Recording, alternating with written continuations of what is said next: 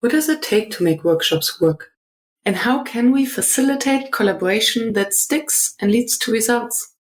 My name is Miriam Happness, and with the Workshops Work podcast, I am on the mission to find the magic ingredients that make workshops work.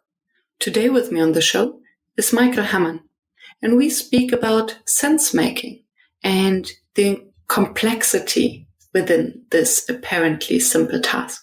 So stay tuned.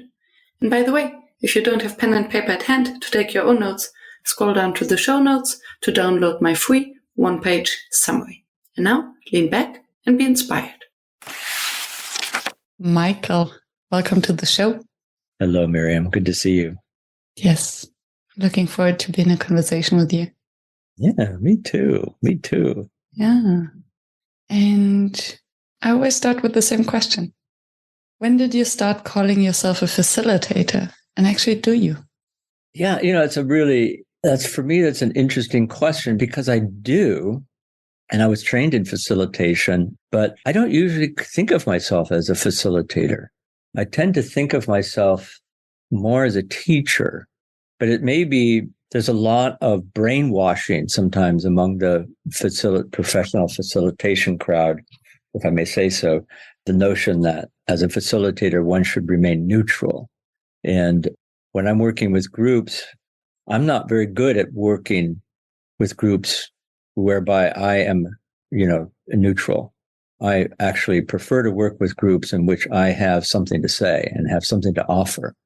Now, having said that, I absolutely do think of myself as a facilitator, if we can include by the definition of facilitator, facilitating an interdevelopmental process or a process that happens by which people come to see something they hadn't seen before, or come to be able to exercise in a domain of action that they hadn't been able to before. And so in that sense, I could definitely see myself as a facilitator. And since encountering your work, my notion of facilitator has expanded quite a lot. Thank you.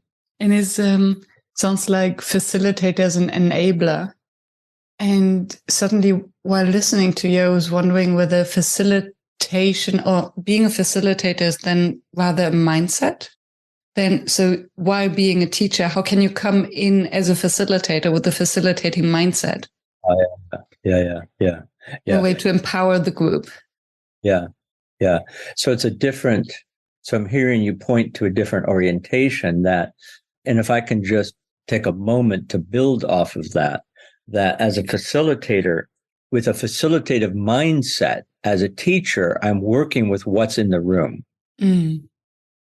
So I'm, in a sense, responding to what's already in the room, but responding in a way that can maybe influence what's in the room, but definitely can't determine it, but responds to it in such a way that can kind of shape the unfolding or influence the unfolding of what's already there in the room. But it's always, if I think of facilitator mindset, it's about responding to what's already there. I like that. And one question that I was asked a lot somehow over the past 2 weeks, and I would be curious of your reflection, what is then the difference between a facilitator and a group coach? I'm a huge fan of differentiation. And so I'm sitting with that question, curious as to a hint that you may have in terms of how you see that. Yeah. It took me a while to dissect it. And the perspectives that I took was that the coach comes in to work on the group. The group coaching, then the perspective is inwards. And how does the group communicate? How do we collaborate? Whereas the facilitator comes in to work with the group on something outward focused. Like, how do we use our collaboration and our shared collective wisdom to solve something outside of the group? Yeah, I see. Outside of the group. Yeah, that's a really interesting distinction. I tend not to think of what I do with groups as group coaching either. In fact, I would say that intuitively, I feel that what I do is closer to facilitation, because a lot of it is working with the whole group. So even though, like in a lot of workshops and programs I do, much of what happens when I work with people is one-on-one, what I call live coaching with some group. But it's always with an eye on, what's happening in the whole group, and always coming back to eliciting or coming back to the group in a sense to find out what's happening in the whole group. So it's always, those moments of one-on-one coaching in a group is always about catalyzing something both for individuals and the group. And when I was trained in professional coaching and group coaching, it was different than that. And, the way I was trained didn't really pay as much attention to the group dynamics. And for me, the group dynamics is almost the most important thing. It's the container in which whatever is going to happen, or whatever is not going to happen is not going to happen. Yeah. Yeah.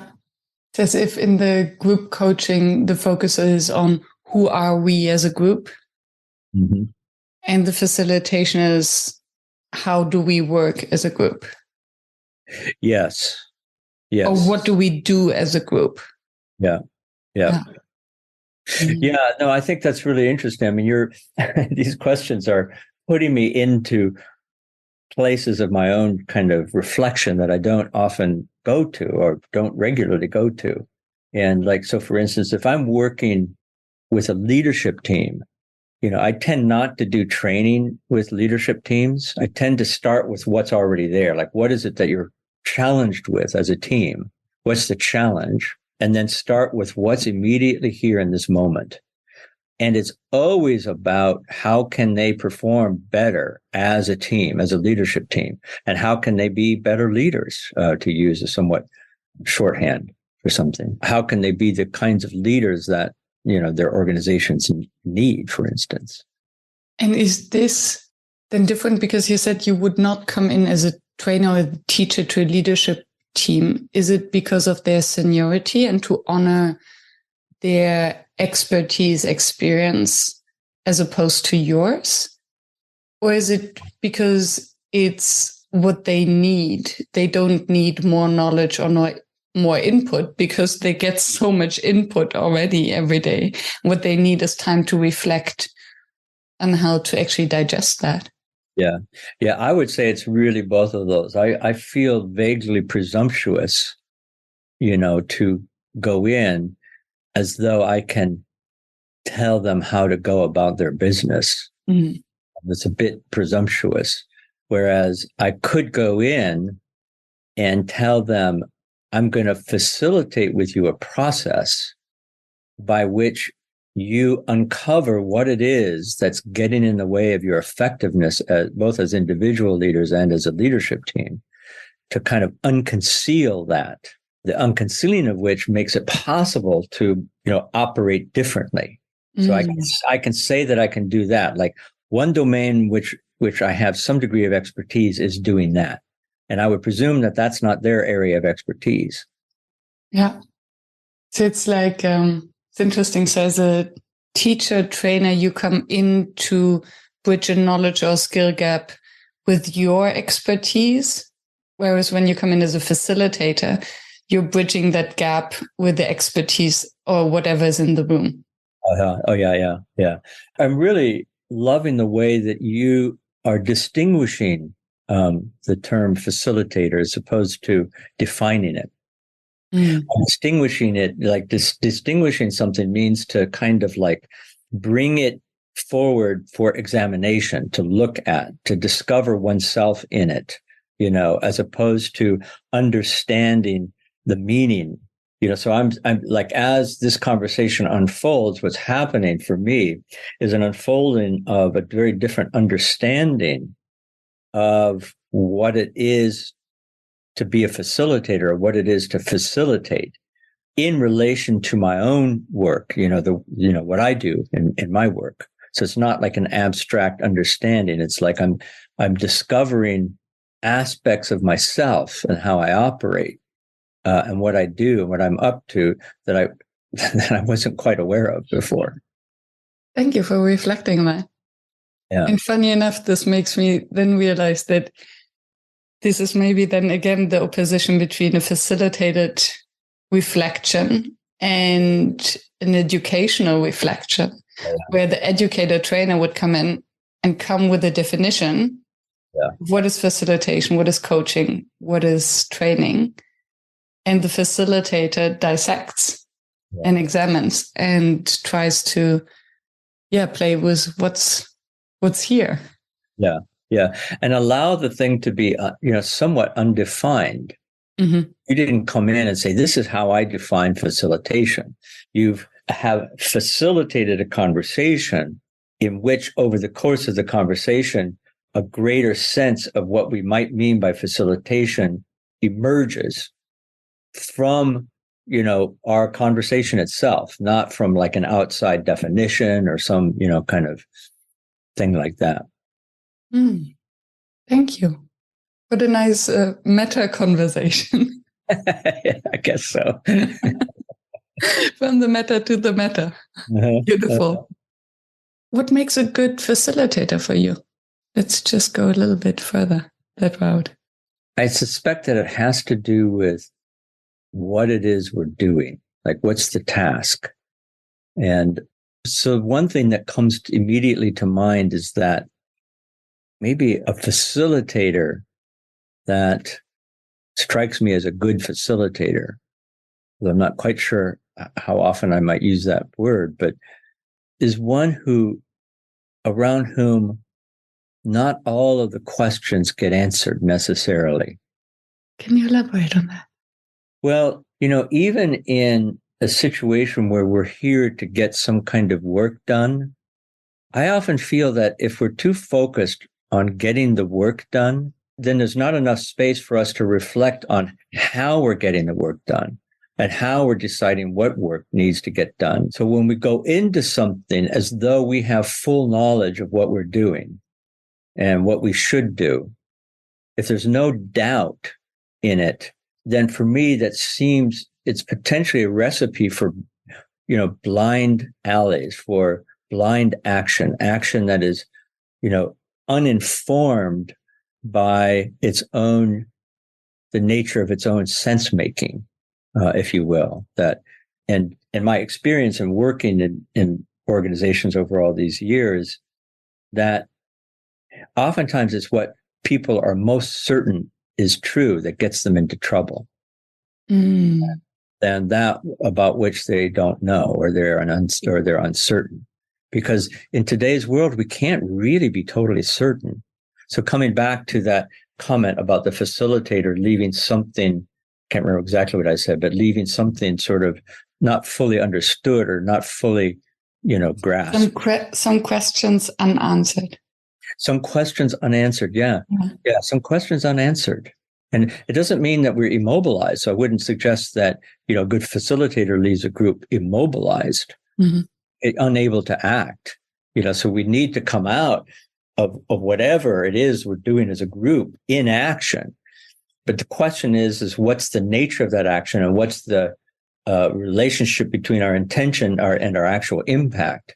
And do we have space in what we're doing to be able to ask that question? And that's a question that oftentimes can't get readily answered.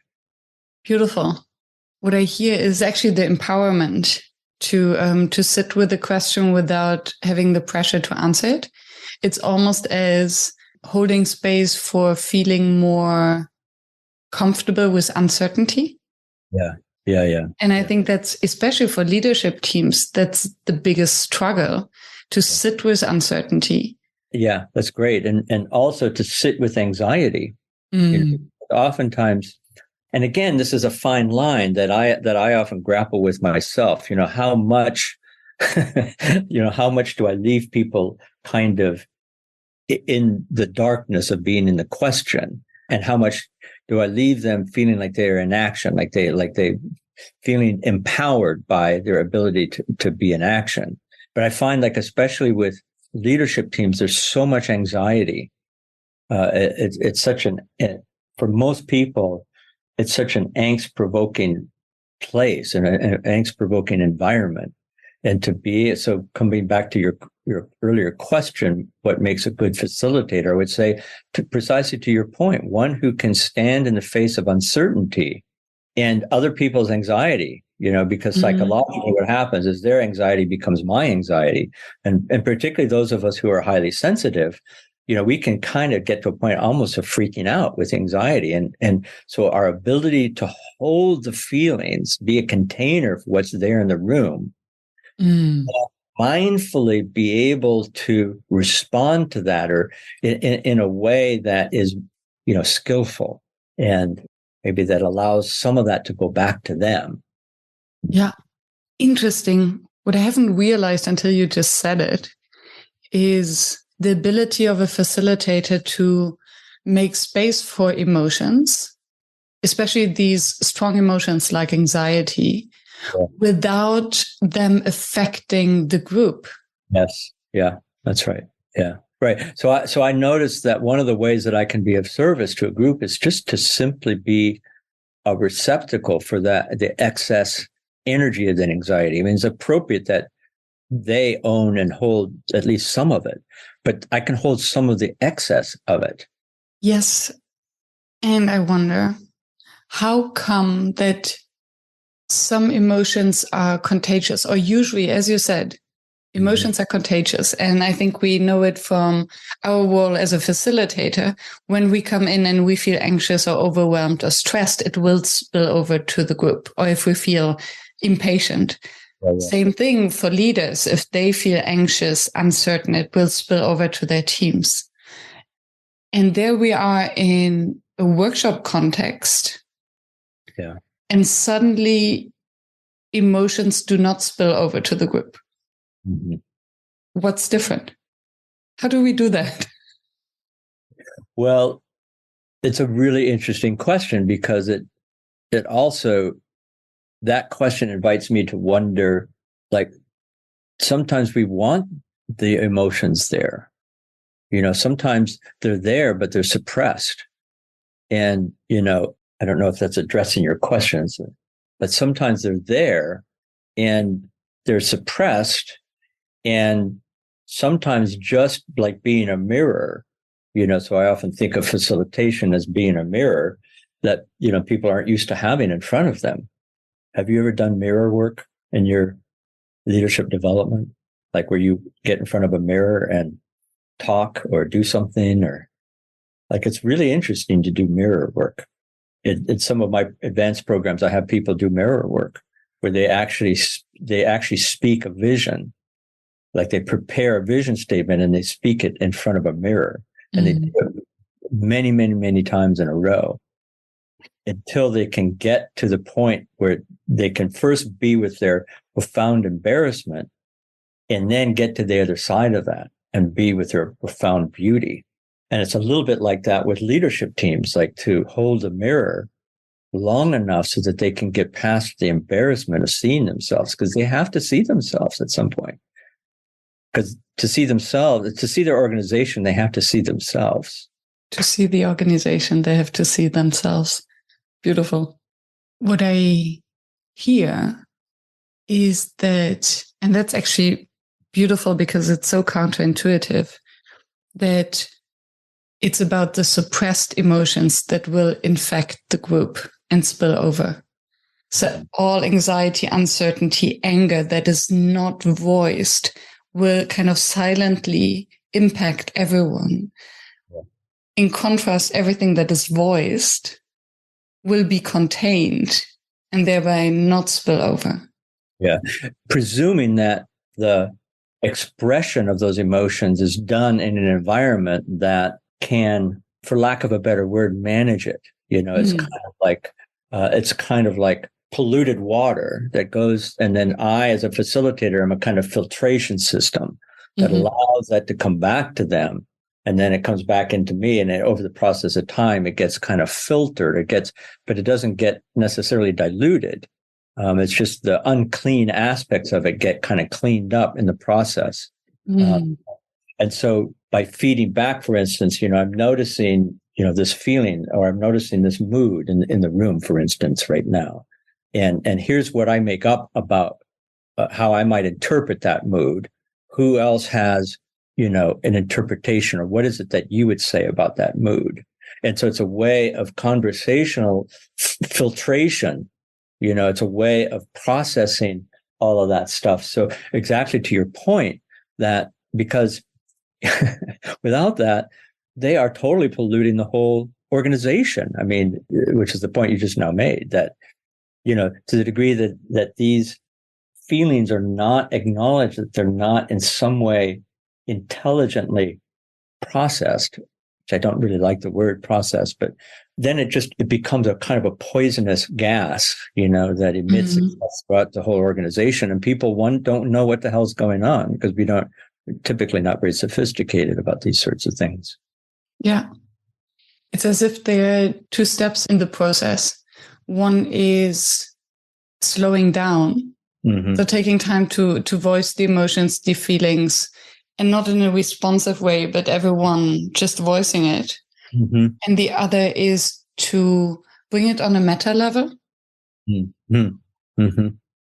So then it becomes not about the emotion or being in this emotion, but reflecting on the emotion. Yeah, that's right. And it really depends too, doesn't it, Miriam, on, what it is a given group can deal with, right? So sometimes a lot of groups can't deal head on with that kind of stuff. So it's got to be done sort of subtly, the way that you're subtly, distinguishing facilitator in this conversation, which I see this conversation as just a gradual unfolding in distinguishing facilitator in a unique way that is unique to this conversation. Yeah, I'm enjoying it. Cool. Yeah. And I want to bring into the conversation another aspect that you mentioned in our exploration call, which is the collective sense making. No, it was deliberate sense making, that you said. And for me, sense making is one big aspect of facilitation. So helping a group finding common sense. Yeah. So I would be curious to hear from you what you mean by deliberate sense making. Sure. So maybe I'll say a little bit about how I understand the term sense making, since it's used in a lot of different ways. I understand sense making as that layer of consciousness, if you will, if we can say that consciousness is both individual and collective, and that there's not really a differentiation between them, that it's that aspect of consciousness that, in a sense, parses through experiences, literally moment by moment, millisecond by millisecond, and organizing it into known categories. And these known categories, they're categories that we literally grow up into, even from as infants, pre-verbal. We are introduced into these categories of knowing, these categories of organizing our experience. And of course, all of this happens in millisecond timing. So we're unaware that this is happening. But, Chris Argyris talked about this in his Ladder of Inference, and the developmental psychologists talk about this in terms of meaning making and kind of vertical development. So there are fields of research that look at this phenomenon. Even philosophy, like Martin Heidegger, of whom I'm a great student, looks at this very, very deeply. There's always a background sense making that's there. And you could say that it's not even sense making that we're doing. It's sense making that's doing us. It's like sense making's happening, and then we show up, and our experience shows up. And our experience is given by that deep inner sense making. And oftentimes that inner sense making operates individually, it operates collectively. It's kind of it sort of constitutes the culture in which we find ourselves, the differing cultures. Different cultures have different styles of sense making and different kind of points of attraction, to use a sort of complexity term. But it's always there in the background. And oftentimes it yields decisions, perceptions, interactions, ways of relating that are not up to the level they need to be, given whatever it is we're dealing with. if we're dealing with kind of simple sort of matters, maybe, but for the most part, where people get into trouble, whether individually or collectively, is the way in which the inner assumptions, beliefs, theories, psychological strategies that we've developed, of which we're unaware, and all of that infect how we relate and interact with one another. And we kind of know what's going on, but we don't say anything because it's way too uncomfortable to address it, right? And so that's what I mean by sense making. It's that layer of, that part of the mind, whether it's individual, collective, that organizes our experience into known categories. And oftentimes those known categories simply don't yield sufficient complexity to deal with whatever it is we're dealing with. So I haven't gotten to deliberate sense making yet, but I'm just going to pause there, see how we're doing with that. Yeah. So if I understand you correctly, then sense making is a reflection of how what's happening is fitting into certain categories that are shaping us. Yeah. It's as though those categories are like filters. And, so there's an elaborate set of filters. So we have, there's something that's happening around us. Maybe we're in a meeting and somebody gives a funny look. They raise their eyebrow and maybe their mouth raises. So looking at it just purely, like a Martian would see it, and yet by the time we're aware of it, we already are in an interpretation of what that means. And we relate to that interpretation as though that's what's happening. From our own lens, because maybe a specific facial expression in response to what we've said might be differently interpreted depending on the culture, or even our neurotypical or neurodivergent mind, because someone who has maybe Asperger's would interpret different facial expressions very differently, that's right. Or not at all. Yeah. In those kinds of extreme cases, yes, but for the most part, that sense making is collectively held. Even though our culture. Yeah, in culture, like, so for instance, that raised eye, so there's certain facial expression and certain, like European kinds of cultures would have a very particular kind of meaning, and we would all, quote, know what that means. And isn't this dangerous to assume that, given that our world has grown so much into each other and beyond cultural and geographical boundaries, that can we still assume to have the same filters? Or is it then even more important to have kind of organizational cultures or subcultures so that we can have the same filter and make the same sense out of it? So what you're saying points to what I would call deliberate sense making, which is to endeavor to account for those assumptions and beliefs that may be going on in the background, kind of inquiring into them, looking at them, exposing them, having a practice by which we expose all of that stuff, so that then we can be more choiceful about the kinds of sense making that might be more appropriate or might be more suited for the moment, so that we can be more kind of agile and fluid in terms of our sense making. Not that we'll ever get rid of it completely, that sort of background, always present sense making, but to the degree we can become conscious and we can consciously shape it and consciously declare it collectively, and it gives us some power. So basically it's about making the implicit explicit. Yes. Calling it in. Yes. So that we can look at it and agree or disagree with it, or at least acknowledge it as a collective. Yes, that's right.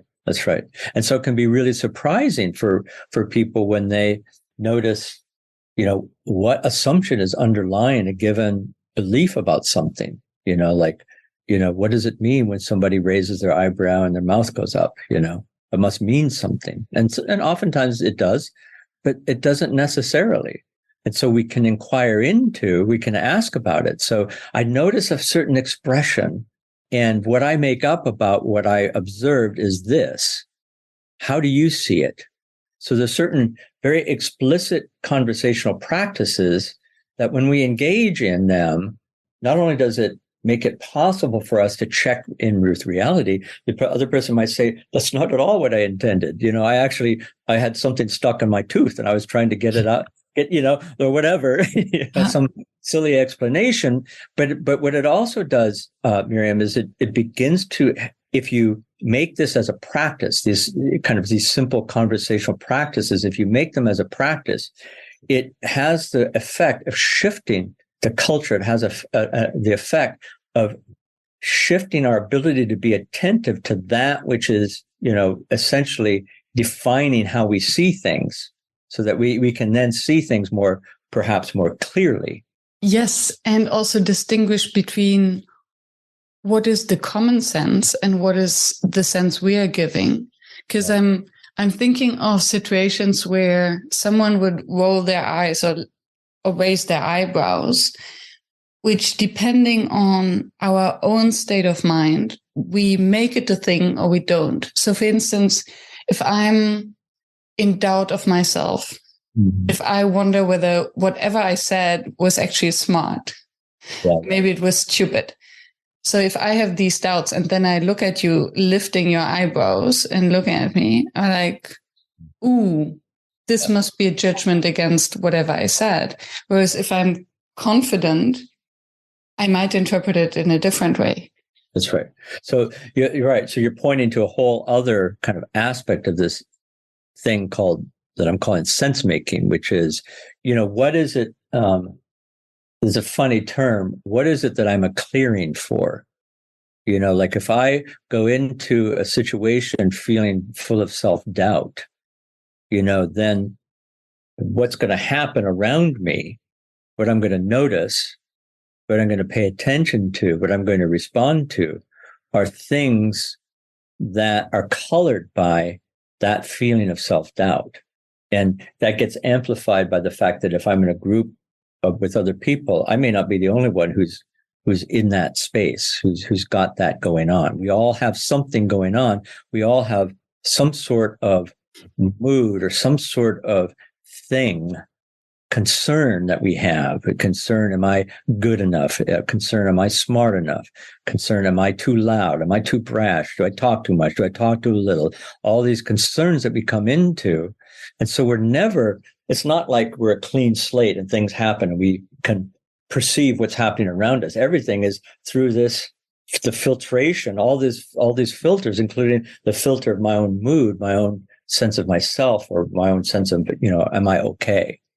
There are two things that just crossed my mind. One was, it almost sounds as if in order to really work with a group, we first have to create the space where this level of self-awareness is possible.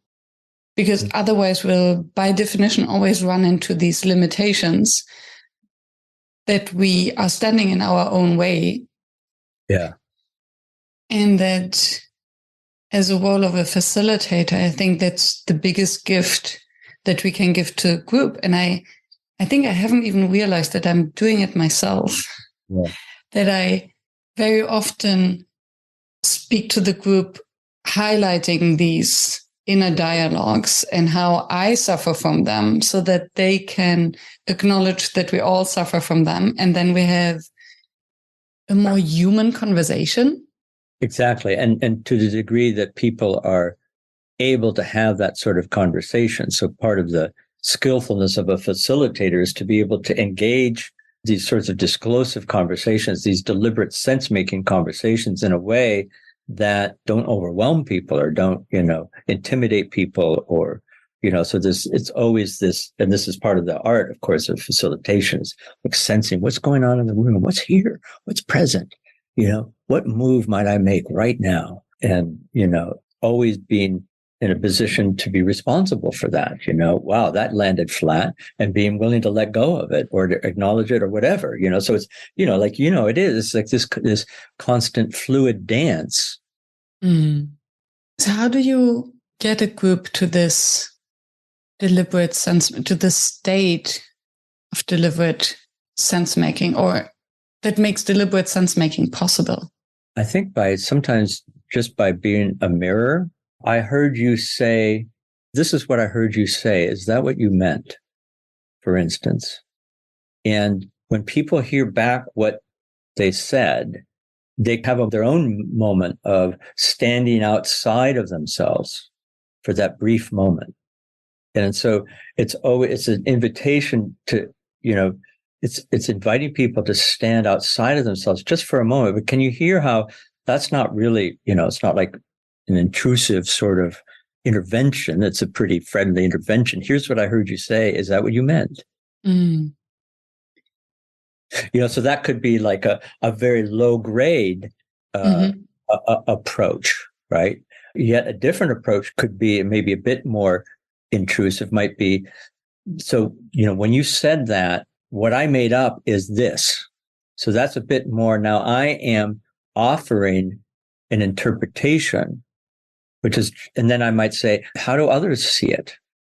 So again, these are fairly low grade moves that don't require that people be at a high level of self-awareness such that they can engage in deeply, introspective, deliberate sense-making conversations. But you can get the sense perhaps that even with those simple moves, and if where I'm coming from, and so much about this is where am I coming from? And this is where neutrality really truly exists for the facilitator. Like I can let go of anything. Like I'm not attached to any move. If something lands flat, great, let it go. Go to the next one. Stay in the flow. Stay present. It's mostly being present. It's like 99% being present and 1% you're making a move of one sort or another. And then the neutrality rather reflects our neutrality towards the person. So the freeness of judgment, the absence of judgment. Yeah, great. Yeah. And what that does is when I can be clear like that, when my energy is clear, and I notice it because of all the times when my energy isn't clear or clean, when I have attachments, right? And I make moves and it lands flat and things get wonky. And, if as a facilitator, I stand in that whatever happens, I'm responsible. Not like literally taking blame, but what if whatever happens in this room, I have responsibility for that. And what might I need to shift in myself? But anyway, but when the energy is clean, when my energy is clean, it has a remarkable effect. I'm sure that you've seen this as well, that when we come in clean and neutral and we ask questions that might even otherwise seem a little edgy, it doesn't come across as edgy. If it comes across like I'm known in my workshops and training programs for being incredibly confrontational with people, but people don't almost never experience it that way because I'll only do that if I feel I can do it with complete cleanness. Coming from a point of care and genuine curiosity. Love even. Yeah. Love. Yeah. And I find this interesting and I agree. And still there's something itchy that we have responsibility for whatever happens. And I wonder how can it, and it seems that it needs to coexist. And I wonder how it does. The awareness that we do have responsibility and at the same time, not making it about ourselves, but about the group. That's right. Yeah. So it's a different notion of responsibility, isn't it? I mean, but by responsibility, what I mean is kind of like, my favorite definition of leader comes from a program that I did many, many years ago with Coaches Training Institute. I think they still do this program. It's a year-long program called Coactive Leadership or something like that. And I did it a long time ago. But my favorite definition of leadership from them is a leader is someone who's willing to take responsibility for their world. And not responsibility as in blame, which is a very egoic configuration of that notion, but responsibility as though like an inquiry, like what if what's happening over there has something to do with how I'm being? What might that make available for me as a facilitator? Not, oh, what's happening over there is really bad, and I'm to blame, and I must be bad and wrong. Mm-hmm. It's a very different, kind of much more egoic configuration of that distinction than the one that says, wow, that's really interesting. The room is just really quiet right now. And, how might I be being such that they are being quiet? And so I can be in that question for some period of time and look, and I might notice, oh, I see. I've been talking a lot. Yeah. I didn't notice that. Yeah. And it just reminds me of something a previous podcast guest said, that responsibility comes from the ability to respond. Yeah. Yeah. So it's a kind of coming from a position of power, which is not ego. Yeah. Right. Yeah. It's like the ability to respond without attachment. Oh, yeah. Or notice and reaction. That's a big one. So how are we doing in this conversation from your perspective? You've done many of these. How are you experiencing this, if I may ask you such a question? You may. It's as if we're speaking in chapters, and after every chapter, there is a kind of meta reflection on our conversation. We had that after the first bit, the distinction of facilitator.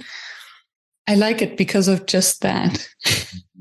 Yeah. And what I realized after recording, I think maybe 200 episodes now, is that every conversation has its own flow and character. And what I enjoy about this particular conversation is the dissection. So it's very unhurried. Last week I spoke with Johnny Moore, who wrote Unhurried. So for me, it's really this taking time to really look at what are we actually speaking about, and then what does it mean? Yeah, I'm enjoying this. Yeah.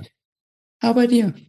Yeah, me too. I do these kinds of things quite often, and I find myself, if I can put it this way, I feel like you and I are both capable of a certain level of conversation, a certain level of sense making, to use that term, and that I experience in you a quality of intelligence, and not just mental intelligence, but like conversational intelligence, relational intelligence, and that's uncommon.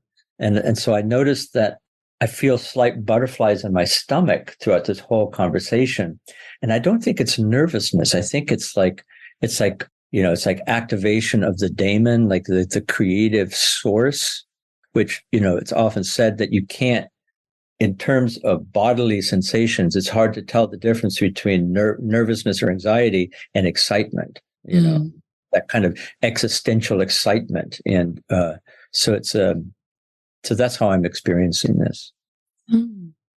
Thank you. I feel flattered. And I must admit that I reflected a lot recently on what is it that actually makes a great conversation. And I think you put it into words. It's this feeling of excitement about what's emerging, because I think a great conversation sparks wonder and puts us into a place where we can be surprised by our own thoughts. Yeah, that's right. And that's facilitated by our conversation partner. Yeah. No, it's really beautifully, really, really beautifully said, and important to highlight, because much of what I'm experiencing is, if it's that nervousness, it's also the excitement of discovery, like I'm finding myself, like I'm not just saying stuff I've said before in this conversation. I often try to engineer conversations like this such that, it doesn't just become canned, question and answer kind of thing. And yet with this conversation, I experience more of like, I'm not quite sure what's going to come out of my mouth, and I'm not quite sure in what way it's going to make sense to you. And you're discriminating, and you're uncommonly discriminating. And by that, I mean that you're You don't just take what somebody says. That I experience you as somebody who doesn't just take what somebody says, but you want to kind of inquire into it. You want to open it up. You want to look at it. And I really appreciate that. And because I think it's partly what creates the energetic unfolding into the unknown that is the character of a really compelling conversation. Thank you. Thank you for reflecting on that. And I hope that the audience also finds some insights or inspiration from that. Because I think that, it's part of our job to shape conversations and to make it possible to create space for wonder. Yeah, exactly. Hello, listener. Are you tired of listening to my podcast voice praising our sponsor Session Lab in each episode? I think it's time to pass the mic over to you. So if you are as much of a Session Lab fan and user as I am, please share your experience and praise, and don't be shy of add a sentence of self-promo. Send me your soundbite, and you might hear yourself on the next show and find your name and URL in the show notes. I'm looking forward to hearing from you.